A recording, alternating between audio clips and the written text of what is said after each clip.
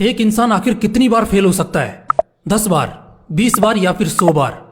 इतनी बार फेल होने के बाद भी कोई शख्स टूटे ना, ऐसे उदाहरण बहुत ही कम देखने को मिलते हैं। ऐसे ही एक उदाहरण की मिसाल है KFC के फाउंडर कर्नल सैंडर्स, जिन्हें 1009 बार निराशा हाथ लगी। जिस उम्र में लोग रिटायरमेंट लेते हैं उस उम्र में इनका करियर शुरू हुआ। इन्होंने 65 साल की उम्र में KFC की शुरुआत की थी। आइए जानते हैं कि कैसे एक के बाद एक कर्नल सैंडर्स को मिलती रही हैं सफलताएं और फिर एक दिन चमक उठी किस्मत। कर्नल सैंडर्स का जन्म 1890 में अमेरिका के इंडियाना में हुआ था। 6 साल की उम्र में ही उनके पिता की मौत हो गई। घर के हालात खराब हुए तो माँ एक फैक्ट्री में काम करने लगी और उस वक्त सैंडर्स अपने छोटे भाई बहन की देखभाल करते थे। महज 7 साल की उम्र में ही उन्होंने अच्छा खाना पकाना सीख लिया था। 12 साल की उम्र में ही उनकी माँ ने दूसरी शादी कर ली। उनके सौतेले पिता को सैंडर्स बिल्कुल पसंद नहीं थे, जिसकी वजह से वह अपनी आंटी के पास रहने लगे और एक फार्म पर काम करने लगे। सैंडर्स उस वक्त 7वीं कक्षा में पढ़ते थे और उन्होंने 7वीं में ही पढ़ाई छोड़ दी। इसके बाद वह तरह तरह के काम करते रहे। सेना में भर्ती हुए लेकिन वहां से भी निकाल दिए गए। कुछ वक्त रेलवे में काम किया। करीब 19 साल की उम्र में उन्होंने शादी कर ली। रेलवे में काम करते हुए कुछ विवाद की वजह से उन्होंने रेलवे की नौकरी भी छोड़ दी, जिसके बाद उनकी पत्नी भी बच्चों को लेकर उनसे अलग हो गई। अपने जीवन में उन्होंने और भी बहुत से छोटे मोटे काम किए। कभी इंश्योरेंस बेचा तो कभी क्रेडिट कार्ड बेचे, यहां तक कि टायर बेचने, लैंप बनाने और नाव चलाने जैसे कामों में भी उन्होंने हाथ आजमाया, लेकिन कहीं भी उनकी दाल नहीं गली।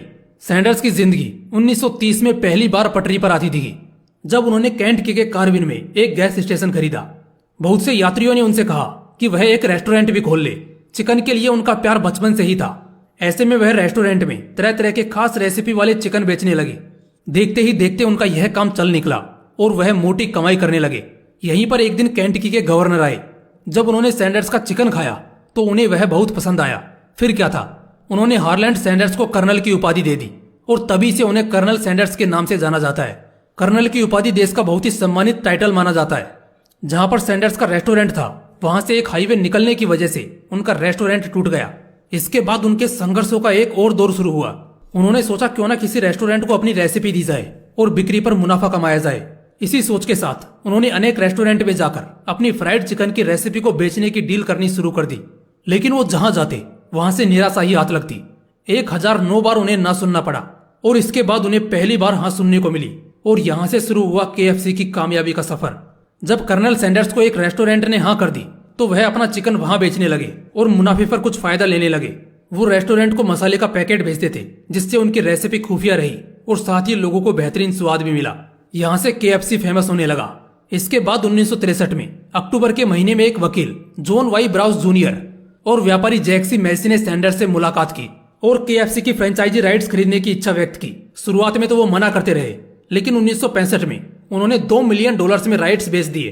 डील के तहत ये बात पक्की हुई कि कैंट की फ्राइड चिकन कंपनी अपने खुद के रेस्टोरेंट दुनिया भर में बनाएगी और कभी भी क्वालिटी के साथ समझौता नहीं करेगी।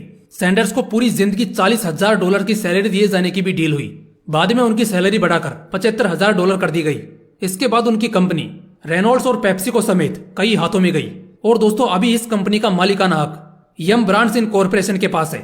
दोस्तों 1980 में 90 साल की उम्र में उनकी मौत हो गई, लेकिन KFC पर खास दाढ़ी और वेस्टर्न टाई के साथ उनका चेहरा आज भी KFC का चिकन खाने वालों को उन्हें भूलने नहीं देता। आज के वक्त KFC के 150 से भी अधिक देशों में 22,000 से भी अधिक स्टोर्स हैं। दोस्तों कर्नल सैंडर्स की ये जीवन गाथा हमें सिखाती है कि सफलता की कोई उम्र नहीं होती, इसलिए अपने प्रयासों का सिलसिला हमेशा बरकरार रखिए और उम्मीद कभी मत छोड़िए। जय हिंद, वंदे मातरम।